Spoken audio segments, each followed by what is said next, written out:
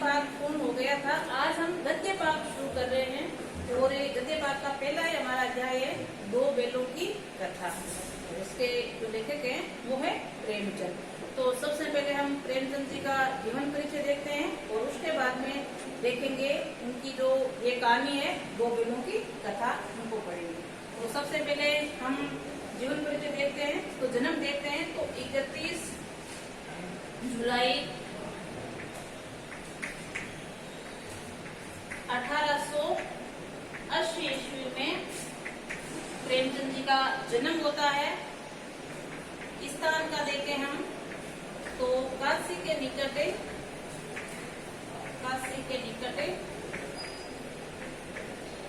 लंबी ग्राम में इनका जन्म होता है।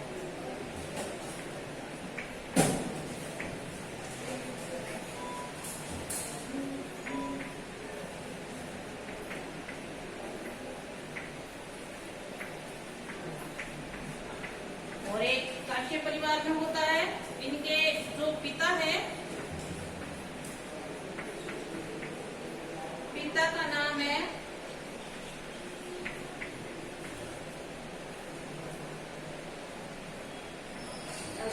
राय, जो एक डाक मुंशी के पद पर कार्यरत थे। और इनकी माता का नाम है आनंदीबाई।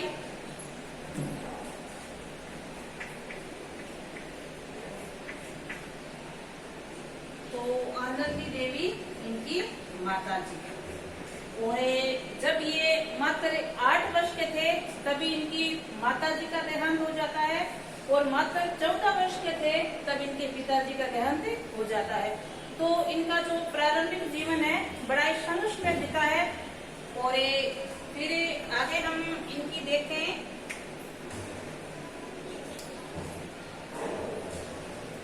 शिक्षा वगैरह इन्होंने चालू रखी और ट्यूशन वगैरह करके ये शिक्षा पूर्ण करते थे।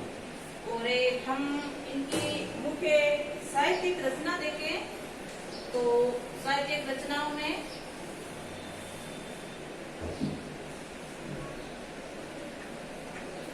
उपन्यास है इनके जो बहुत ही प्रसिद्ध हुए हैं, जैसे कर्म भूमि,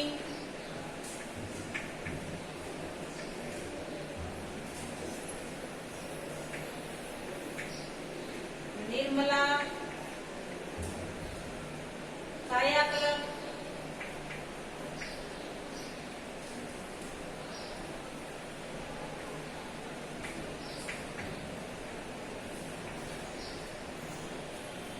प्रतिज्ञा,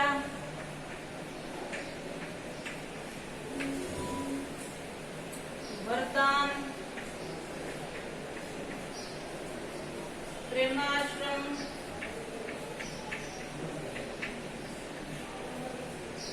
रंगभूमि,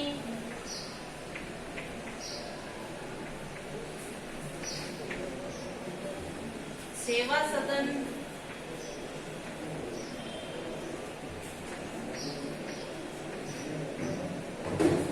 गबन एवं गोदान, ये मुख्य इनके क्या थे उपन्यास। अब हम इनका निधन देखें तो इनका निधन होता है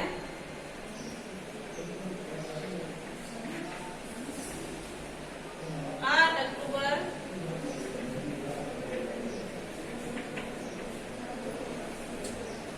1936 और होता कहाँ है? काशी के। कैसे होता है? पेट की बीमारी के कारण इनका निधन हो जाता है। ठीक है, अब हम आज इनकी पढ़ते हैं दो बैलों की कथा, जो बहुत ही रुचिकर है इनका ये कहानी के रूप में। तो शुरू करते हैं। इसमें दो बैल होते हैं, हीरा और मोती। वो किस प्रकार मूक होकर भी अपनी बातें बताते हैं और जो ये इनका मालिक है वो कितना उससे प्यार करता है ये सारी बातें हमें इसमें पढ़ने के लिए मिलेगी।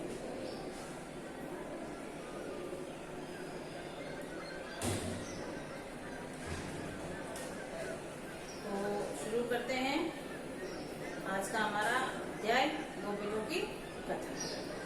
तो मुंशी प्रेमचंद जी का हमने परिचय, जीवन परिचय देख लिया है और ये कई प्रकार की पत्रिकाओं भी इन्होंने कार्य किया है, जैसे हंस, जागरण, माधुरी। हम इनकी देखें पत्रिका,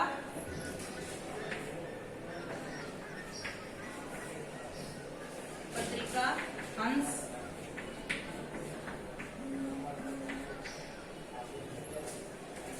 जागरण और माधुरी, ये इनकी मुख्य पत्रिकाएं थी जहां इनके उपन्यास प्रकाशित होते थे।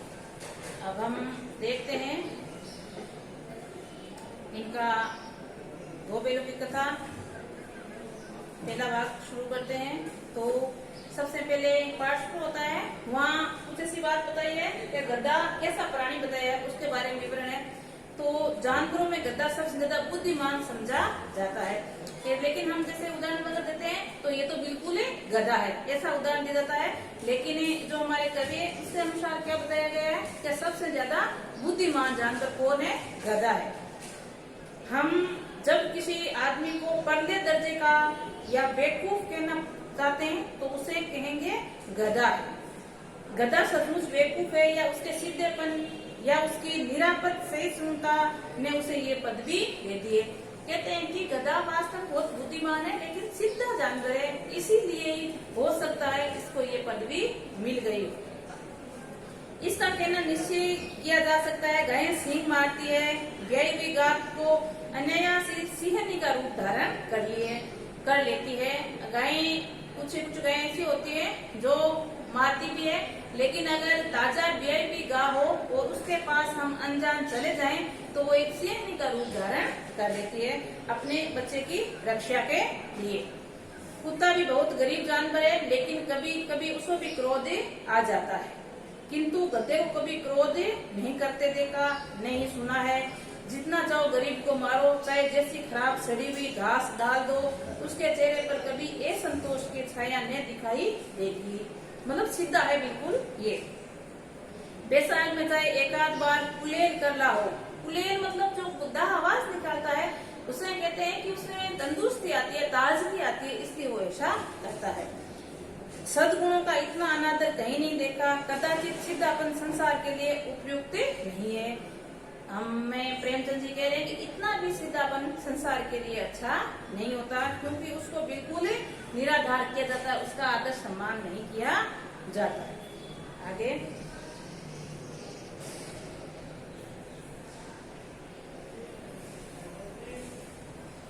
सुख दुख हानि लाभ किसी की दशा में उसने बदलते नहीं देखा। ऋषि मुनियों के जितने गुण है वे उसमें पराकाष्ठा को पहुंचा गए, पर आदमी को उसे बेवकूफ कहता है। दुष्गुणों का इतना अनादर कहीं नहीं देखा। आगे है, देखिए ना भारतवासियों को अफ्रीका की क्या दुर्दशा रही है। क्या अमेरिका में उसे घुसने नहीं देता, बेचारे शराब नहीं पीते, 4 पैसे कुछ समय के लिए बचा कर रखते हैं, जी तोड़कर काम करते हैं, किसी से लड़ाई झगड़ा नहीं करते, 4 बातें सुनकर गम खा जाते हैं, फिर भी बदनाम है ये अमेरिका। और उसकी जो आपसी तालमेल है उसकी बातें बताई गई है। वे जीवन के आदर्श को नीचा करते हैं, अगर वे भी का जवाब पत्थर से देना सीख जाएं तो शायद सभ्य कहलाएंगे। जापान की मिसाल सामने है, एक ही विजय ने इस संसार के सभ्य जातियों को गण्य बना दिया था। लेकिन गधे का छोटा सा भाई और भी है जो इससे कम ही गधा है, और वह है वेद, जिसके अर्थ में हम गधे का प्रयोग करते हैं। कुछ उसी के मिलते जुलते अर्थ में बछिया के ताऊ का भी प्रयोग करते हैं, मतलब बैल के लिए बछिया का ताऊ का शब्द का प्रयोग किया जाता है। कुछ लोग बैल को शायद बेवकूफ में सोच कहेंगे, मगर हमारा विचार ऐसा नहीं है। बैल कभी कभी मारता भी है, कभी कभी अड़ियल बैल भी देखने को मिल जाते हैं और कई रीतियों से अपना असंतोष प्रकट कर देता है। अतएव इसका ध्यान गधे से नीचा है, या उसका स्थान हम गधे से नीचा मानते हैं। आगे झूरी काची के दोनों बैलों के नाम से हीरा और मोती। ये जो झूरी है वो बैलों का मालिक है और 2 बैल है, एक का नाम हीरा और दूसरे का मोती। दोनों पातशाही जाति, ये बेलों की एक जाति है जिसका क्या नाम है, पातशाही जाति के दोनों बेल हैं। देखने में सुंदर होते हैं, काम में चौकस, ढील में ऊंचे, बहुत दिनों साथ रहते तो दोनों में भाईचारा हो गया था। जो हीरा और मोती दोनों एक ही मालिक के पास थे और साथ साथ में रहते थे, इसलिए दोनों में घनिष्ठता हो गई थी, मित्रता हो गई थी, भाईचारा का हो गया था। दोनों आमने सामने या आसपास बैठे हुए एक दूसरे को मूक भाषा में विचार विनिमय करते थे, मतलब बिना बोले वो एक दूसरे की भाषा समझते भी थे और एक दूसरे से बातें भी करते रहते थे। एक दूसरे की मन की बात कैसे समझ जाता था हम कह नहीं सकते, अवश्य उन्होंने कोई ऐसी गुप्त शक्ति होगी। मैं लेकर कह रहा, मैं ये सोचता हूँ कि वो एक दूसरे की भाषा कैसे समझ लेते होंगे, लेकिन हो सकता है ईश्वर ने उन्हें ऐसी शक्ति दी हुई होगी, गुप्त शक्ति, जिससे वो मूक भाषा में अपनी एक दूसरे से बातें कर लेते थे या सुख दुख की बातें कर लेते थे। आगे, जिससे जीवों की स्वस्थता का दावा करने वाला मनुष्य वंचित है। दोनों एक दूसरे को चाट कर सुनकर अपना प्रेम प्रकट करते थे। कभी कभी दोनों सींग भी मिला लिया करते थे, अपना प्रेम प्रकट करते। कभी कभी दोनों सींग भी मिला लिया करते थे, बिगड़े के नाते से नहीं, केवल विनोद भाव से, मतलब लड़ाई से नहीं, ऐसे ही प्रेम पूर्वक दोनों एक दूसरे से सींग मिलाया करते थे। आत्मीयता के भाव से जैसे दोस्तों में घनिष्ठता होती है, धोले धप्पा होने लगते हैं, इसके बिना कुछ दोस्ती कुछ हल्की सी रहती है, जिस पर ज्यादा विश्वास नहीं किया जा सकता। जिस वक्त दोनों बैग हल या गाड़ी में जोत जाते हैं, गर्दन हिला हिलाकर चलते हैं, उस वक्त हर एक को ये चेष्टा रहती है कि ज्यादा से ज्यादा बोझ मेरे पर हो। मतलब इतने पक्के दोस्त है या इतने पक्के मित्र है कि ये सोचते हैं कि इसका भार भी मेरे पर रहे, या दूसरा सोचता है कि इसका वजन मेरे पर रहे, तो गर्दन को हिला हिलाकर ये ऐसा करने की कोशिश करते हैं। दिन भर के बाद दोपहर या संध्या का दोनों खुलते हैं तो एक दूसरे को चाट कर सुनकर अपनी थकान मिटा लेते हैं। नींद में खली भूसा, नांद में खली भूसा, नांद मतलब जो स्थान जहाँ उसको खाना डाला जाता है, तो नांद में खली भूसा पड़ जाने के बाद दोनों साथ उठते हैं, साथ नांद में मुंह डालते हैं और साथ ही बैठते हैं। एक मुंह हटा लेता है, दूसरा भी हटा लेता, मतलब इतनी उसमें घनिष्ठता है, इतना प्रेम है, खाना भी साथ ही खाते हैं। मान लीजिए एक बेर खाना खाता खाते रुक गया हो तो दूसरा भी रुक जाता है, साथ में खाना खाते हैं, साथ में उठते हैं और साथ में बैठते हैं। संयोग की बात है, जूरी ने एक बार गोई को ससुराल भेज दिया। बेलों को क्या मालूम वे क्यों भेजे जा रहे हैं, समझे मालिक हमें भेज दिया है। अभी जो गोई है ये कौन है, ये जो जूरी है उसका साला है, तो दोनों बेलों को ये अपने ससुराल मतलब गोई के पास ही भेज रहा है, लेकिन बेलों को ये मालूम नहीं है कि मालिक हमें भेज क्यों रहा है। अपना यूं भेज जाना हमें अच्छा नहीं लगता। अब दोनों बेलों की ये बात बिल्कुल अच्छी नहीं, कौन जाने वे जूरी के साले गया को घर तक गोई के ले जाने में दांतों पसीना आ गया, पीछे से हाके तो दोनों दाएं बाएं भागते, पकड़िया पकड़कर आगे से खींचते तो दोनों पीछे की ओर जोरे लगाते। मतलब बेल उसके गया के साथ जाना ही नहीं चाहते थे, वो अपने मालिक जूरी के पास ही रहना चाहते थे, इसलिए उनको हाँकने मतलब चलाने की कोशिश की जा रही थी, लेकिन वो आगे चलना नहीं चाह रहे, वो वहीं रहना चाह रहे। मार्ग दोनों सींग को नीचे करके निकालते। अगर ईश्वर उन्हें वाणी दी होती तो जूरी से पूछते तुम हमें गरीब को क्यों निकाले रहे हो। मतलब वो बोल नहीं पा रहे थे, अगर उसमें बोलने की शक्ति होती तो वो अपने मालिक से जरूर पूछते कि हमें गरीब को घर से क्यों निकाल रहे हो। हमारे आपके लिए हमने सब कुछ किया है, जब चाहे जो कार्य, लेकिन आप हमें घर से बाहर क्यों निकाल रहे हो। आगे, अगर ईश्वर ने तो जूरी ने पूछते थे तो हमने तुम्हारी सेवा करने में कोई कसर नहीं उठा रखी है, अगर इतनी मेहनत से काम नहीं चलता तो हम और काम कर लेंगे, तुम्हारी चाकरी मर जाना कबूल करेंगे। हमने कभी दाने पानी की शिकायत नहीं की, तुमसे जो खिलाया वो हमने सिर झुकाकर खा लिया, फिर तुम्हें इस जालिम के हाथ हमें क्यों भेज रहे हो। कहते हैं अगर आवाज होती, इनसे वाणी होती तो इतने सारे सवाल वो अपने मालिक से जरूर ही करते। संध्या समय दोनों बैल अपने नए स्थान पर पहुंच गए। जैसे तैसे जो जूरी का साला था गया, वो दोनों को अपने गांव ले गया। मतलब दोनों बैल अब एक नए स्थान पर पहुंचे गए। नए स्थान पर जाने के बाद उसके साथ क्या घटनाक्रम होता है, इसका आगे विवरण आपको मिलेगा। दिन भर के भूखे थे, लेकिन जब नान में लगाए गए तो एक ने भी उसे मुंह नहीं डाला। दिन भर के भूखे थे, परेशान थे, फिर भी दोनों ने ही उस नान में जो खाना डाला गया था वो नहीं खाया। और एक दिल भारी हो रहा था, जिससे उन्होंने अपना घर समझ रखा था, वे आज उसे छूट गया। ये नया घर है, नया गांव है, नए आदमी है, इन्हें बेगाने लगते थे। ये जो नया गांव था, नया घर थे, नए आदमी थे, इन बैलों को बिल्कुल भी अच्छे नहीं लगते थे, अनजान लग रहे थे। दोनों ने अपनी मूक भाषा में सलाह ली, मतलब अपनी भाषा में दोनों आपस में बातें कर रहे हैं। देखो क्या बात करते हैं, एक दूसरे को कनखियों से देखा और लेट गए। अब गांव में सोता पड़ गया, मतलब पूरा गांव सो गया। तो दोनों ने जोर मारकर पन्ने तुड़ा डाले और घर की तरफ चल दिए। जिस रस्सी से उनको बांधा गया था, उस रस्सी को वो तोड़कर वहां से निकल गए और अपने जहाँ पहले रहते थे वो अपना घर मान रहे थे, तो अपने घर की ओर वो निकल पड़े। तो दोनों ने जोर मारकर आगे बढ़े। पन्ने बहुत मजबूत है, अनुमान न हो सकता है तो कोई बैल में तोड़ा सकेगा, पर इन दोनों ने इस समय दूनी शक्ति आ गई थी और एक झटके में रस्सियां तोड़ ली थी। मतलब जहाँ बैल बने हुए थे, जिस रस्सियों से बने हुए थे वो काफी मजबूत थी। ऐसा नहीं लगता था कि कोई बैल उसे तोड़ लेगा। लेकिन कहते हैं कि इन बैलों में जब यहाँ से नहीं रहने की या जाने की तो दुगुनी शक्ति आ गई थी, इसलिए इतनी मजबूत रस्सी होने के बाद भी उन्होंने वहां से तोड़कर अपने घर की ओर निकल पड़े। आगे झूरी प्रातःकाल सोकर उठा तो देखा दोनों बैल अपनी चरनी पर खड़े हैं। अब जैसे ही इनका मालिक जो पहले वाला झूरी था वो सोकर सुबह उठा और बाहर क्या देखता है, दोनों बैल अपने यथा स्थान पर खड़े हैं। दोनों की गर्दनों में आधा आधा घराव लटक रहा है, मतलब थोड़ी बहुत रस्सी उनके लटक रही थी। घुटनों तक पांव कीचड़ में भरे हुए थे और दोनों की आंखों में विद्रोह में स्नेह झलक रहा था। मतलब वो अपने मालिक से बड़ा गुस्सा थे या क्रोध में थे। झूरी बैलों को देखकर स्नेह से गदगद हो उठा, दौड़कर उन्हें गले लगा लिया और प्रेम लिंगन और चुम्बन का दृश्य बड़ा ही मनोहर था। घर और गांव के लड़के जमा हो गए, तालियां बजा बजा उनका स्वागत करने लगे। गांव के इतिहास में यह घटना एक मुठभेड़ होकर भी महत्वपूर्ण थी।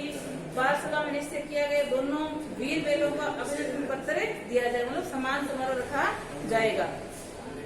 कोई उसने घर से रोटियां लाया, कोई गुड़ी, कोई चोकर, कोई भूसी, मतलब सब उनकी सेवा में लगे हुए थे। कोई रोटियां खिला रहे थे, कोई चोकर खिला रहे थे, कोई भूसा खिला रहे थे, सब सेवा भाव में लगे हुए थे। एक बालक ने कहा ऐसे बैल किसी के पास न होंगे। दूसरे ने समर्थन किया, इतनी दूर से देखो दोनों अकेले चले आए। तीसरा बोला बैल नहीं है, इस जमाने के आदमी हैं, इसका प्रतिवाद करने किसी को साहस नहीं हुआ। मतलब वो आपस में बातें करे, बैल नहीं है, इस जमाने के आदमी हैं। देखो कितनी दूर से अकेले वापिस चलकर अपने स्थान पर आ गए, मतलब वो जगह नहीं भूले, जो रास्ते से लेकर गए थे उस रास्ते से वापिस आ गए। झूरी की स्त्री ने बैलों को द्वार पर देखा तो जल उठी, बोली कैसे नमक हराम है। बैल एक दिन वहाँ काम नहीं किया, भाग खड़े हुए। अब उसके पीहर पहुंचाए गए थे तो उसका गुस्सा आया कि कितने नमक हराम है ये, एक दिन के लिए वहाँ काम नहीं कर पाए और वहाँ से भाग खड़े हुए। झूरी ने चिढ़ाया, चारा मिलता तो क्यों भागते। अब वो कह रहा है कि हो सकता है वहाँ खाने के लिए नहीं दिया गया होगा, इसलिए वहाँ से भाग खड़े आए। स्त्री चिड़ी भागे, इसलिए वे तुम लोग बुद्धू की तरह बैलों को नहीं सहलाते, खिलाते, रगड़ कर धोते हो। ये दोनों थे कामचोर, भागने के लिए देखूं कहाँ से खल्ली चोकर मिलता है, सूखे भूसे का सिवा कुछ नहीं दूंगी, खाए चाहे मरे। तो उसका गुस्सा आ गया तो कह रही है कि उसको खाने की केवल मात्र सूखा भूसा दिया जाएगा और कुछ नहीं खाने के लिए, क्योंकि खाए तो खाए वरना मर जाए। वही बात मंजूर को कड़ी ताकीद कर दी गई, बैलों को खाली सूखा भूसा दिया गया। बैलों ने नान में मुंह डाला तो फीका फीका, नहीं कोई चिकनाट नहीं कोई रस, क्या खाएं। आशा भरी आंखों से द्वार की ओर ताकने लगे। अब जो रोज उनको खाना मिलता था वो खाना आज उनको नहीं मिला, केवल मात्र सूखा भूसा दिया गया, क्योंकि झूरी की जो पत्नी थी उन्होंने इनको सजा दी थी। झूरी ने मंजूर से कहा कि थोड़ी सी खली क्यों नहीं डाल देते वे, मालकिन तुम्हें मार ही डालेगी, चुरा कर डालना ना दादा, किसी तुम भी इन्हीं की सी कहोगे। अब अपनी बच्ची से कह रहा है कि माँ से चुरा कर थोड़ी सी खली लाकर इनको डाल दे, क्यों बेलों को मारने पर तुले हुए। ठीक है, तो आगे हम पढ़ते हैं इसकी दूसरा भाग। इस प्रकार आपके काफी 5 से भाग दिए हुए हैं। दूसरे भाग में क्या होता है, दूसरे दिन झूरी का साला फिर आया और बेलों को ले चला कि दोनों को गाड़ी में जोता। अब जहाँ से वो भाग कर आए थे उसी को वो वापस रहने के लिए वापस वो आ गया है और अब की बार उनको गाड़ी में जोत कर लेकर जा रहा है। 2-4 बार मोती ने गाड़ी को सड़क पर खाई में गिराना चाहा, पर हीरा ने संभाल लिया। वो ज्यादा सहनशील था। हीरा और मोती 2 बेलों का ही नाम है।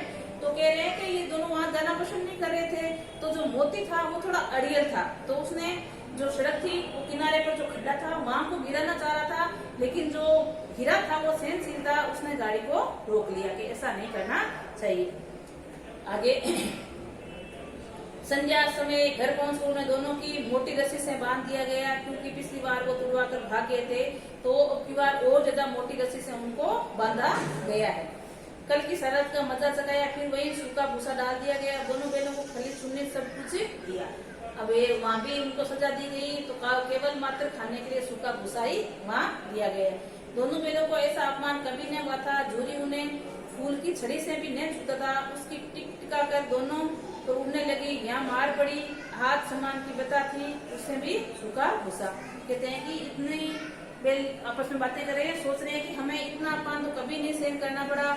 एक तो मार पड़ी, हमारा जो मालिक था वो कभी हमें फूल की छड़ी के समान से भी छूता नहीं था, और यहाँ खाने के लिए भी सूखा भूसा दिया गया है। नान की तरफ दोनों ने आंख तक नहीं उठाई थी। जो स्थान था खाने का वहाँ खाना रखा हुआ था, लेकिन दोनों ने बिल्कुल खाना नहीं खाया। दूसरे दिन गया ने बेलों को हल में जोता। गया कौन है, ये झूरी का साला है। ठीक है, तो उसने दोनों बेलों को हल में जोत दिया है, पर इन दोनों ने जैसे पाँव ने उठाने की कसम खा ली हो, अब आगे नहीं बढ़ रहे हैं, तो एक ही जगह स्थिर खड़े हुए। मारते मारते थक गया, पर दोनों ने पाँव ने उठाए। तो ये भी जिद्दी थे, वो गया भी जिद्दी था, तो उसने बेलों को खूब मारा, लेकिन उन्हें आगे नहीं बढ़े, बिल्कुल भी एक ही जगह स्थिर खड़े रह गए। एक बार जब उसे निर्देश हीरा की नाक में खूब डंडे जमाए, तो मोती को गुस्सा काबू से बाहर हो गया और हर लेकर भाग गया। अब वो जो हीरा था, हीरा को बेल ने ज्यादा मारा था, इसलिए मोती से सहन नहीं हुआ और वो हल लेकर दूर भागा है। हल रस्सी जुआ जोत सब टूट आकर बराबर हो गए। गले में बड़ी बड़ी रस्सी न होती तो दोनों परछाई में आ जाते, मतलब वहां से भागे जाते। हीरा ने मुख भाषा में कहा, भागना व्यर्थ है। मोती ने उत्तर दिया, तुम्हारी तो इससे जान ले ली थी, अब की बार मार पड़ेगी। पढ़ने दे, बेल का जन्म लिया है तो मार कहाँ तक बचेंगे, कि कोई नहीं, पढ़ने दे, बेल का जन्म लिया तो मार तो अवश्य ही पड़ेगी।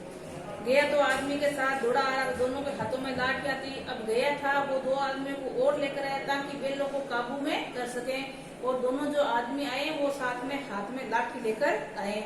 मोती बोला, कहो तो दिखा दूं कुछ मजा भी, लाठी लेकर आ रहे हैं। हीरा ने समझाया, वहाँ भाई खड़े हो जाओ।